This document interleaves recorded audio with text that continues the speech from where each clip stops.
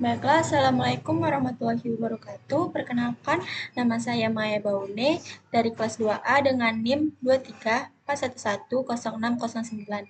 Baiklah, di sini saya akan memenuhi tugas komputer dan e-learning dengan dosen pengampu Bapak Alsiwin Radoni, MCIO. Baiklah, di sini saya akan membahas peran dan fungsi Majelis Pertimbangan Kode Etik Profesi. Yang pertama yaitu Majelis Etika Profesi merupakan badan pelindungan hukum terhadap para bidan sehubungan dengan adanya tuntunan dari klien akibat pelayanan yang diberikan dan tidak melakukan penyimpangan hukum. Realisasi Majelis Profesi Bidan atau MPMB dan Majelis Pembelaan Anggota atau MPA. MPMB atau Majelis Pertimbangan Etika Bidan dilatar belakangi dibentuknya yaitu adanya unsur-unsur pihak yang terkait. Yang pertama, pemberian pelayanan untuk pasien. Yang kedua, sarana pelayanan kesehatan. Yang ketiga, tenaga pemberi pelayanan yaitu bidan pelaksanaan tugas bidan dibatasi oleh norma, etika, dan agama. Tetapi apabila ada kesalahan dan menimbulkan konflik etik, maka diperlukan wadah untuk menentukan standar profesi, prosedur yang baku, dan kode etik yang disepakati. Maka perlu dibentuk MPMB atau Majelis Pertimbangan Etika Bidan dan MPA Majelis Pembelaan Anggota. Dasar penyusunan Majelis Pertimbangan Etika Profesi adalah Majelis dan Pengawasan Etika Pelayanan Medis, yaitu yang pertama, menurut Kemenes RI nomor 554, memberikan pertimbangan, pembinaan, dan melaksanakan pengawasan terhadap semua profesi, tenaga kesehatan, dan sarana pelayanan medis. Yang kedua, Peraturan Pemerintah Nomor 1 Tahun 1988, Bab 5, Pasal 11.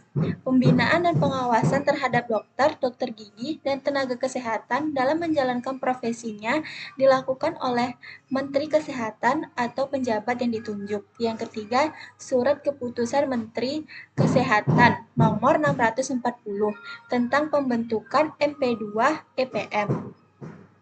Selanjutnya yaitu tujuan Majelis Etika Bidan. Yang pertama yaitu tujuan pembentukan MPMB.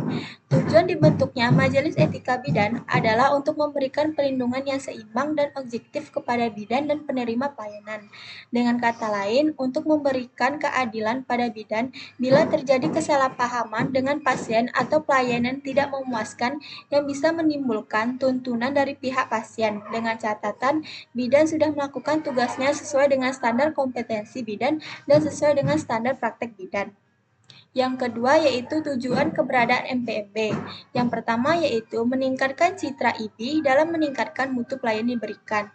Yang kedua, terbentuknya lembaga yang akan menilai ada atau tidaknya pelanggaran terhadap kode etik bidan Indonesia. Yang ketiga, meningkatkan kepercayaan diri anggota IB.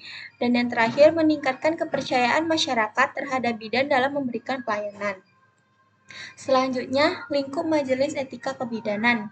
Yang pertama yaitu melakukan peningkatan fungsi pengetahuan sesuai standar profesi pelayanan bidan menurut Kepmenkes nomor 900 tahun 2000. Yang kedua, melakukan supervisi lapangan termasuk tentang teknis dan pelayanan praktik, termasuk penyimpanan yang terjadi. Apakah pelayanan praktik bidan sesuai dengan standar praktik bidan, standar profesi, dan standar pelayanan kebidanan, juga batas-batas kewenangan bidan. Selanjutnya, membuat pertimbangan bila terjadi kasus-kasus dalam praktik kebidanan.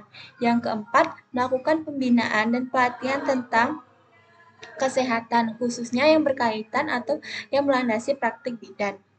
Yang kedua yaitu tujuan keberadaan MPB. Yang pertama itu meningkatkan citra IB dalam meningkatkan mutu pelayanan diberikan. Yang kedua terbentuknya lembaga yang akan menilai ada atau tidaknya pelanggaran terhadap kode etik bidan Indonesia. Ketiga, meningkatkan kepercayaan diri anggota IB. Dan keempat, meningkatkan kepercayaan masyarakat terhadap bidan dalam pemberian pelayanan. Selanjutnya yaitu tugas MPMB. Tugas MPMB dan MPA merupakan majelis independen yang berkonsultasi dan berkoordinasi dengan pengurus inti dalam IB tingkat nasional. MPMB secara internal memberikan saran, pendapat, dan buah pikiran tentang masalah pelik yang sedang dihadapi khususnya yang menyangkut pelaksanaan kode etik dan pembelaan anggota. DPMB dan MPA memiliki tugas antara lain yang pertama mengkaji, yang kedua menangani, yang ketiga mendampingi anggota yang mengalami permasalahan dalam praktik kepidanan yang berkaitan dengan permasalahan hukum dalam menjalankan tugasnya sehubungan dengan pelaksanaan kode etik profesi. Bidan dibantu oleh suatu lembaga yang disebut Majelis Pertimbangan Kode Etik Bidan Indonesia dan Majelis Pertimbangan Etika Profesi Bidan Indonesia.